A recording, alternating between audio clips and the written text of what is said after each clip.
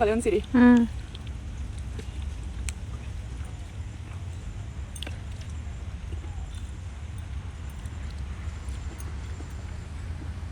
మెత్తగా హల్వాలాగా అయిపోయింది. ఎవరైనా నమ్ముతారా? ఇంత వంకాయ ఇలా ఇంత మెత్తగా హల్వాలాగా అయిపోయింది. చూడండి నేను అన్నాను కదా, చూడు. అవును, ఊరికే అయిపోయింది. ఎక్కడన్నా ఇరిగిందా వంకాయ? ఎక్కువ టైం కూడా తీసుకోవాలి ఇవ్వడానికి. మామూలుగా లేదు, సూపర్గా ఉంది అసలు.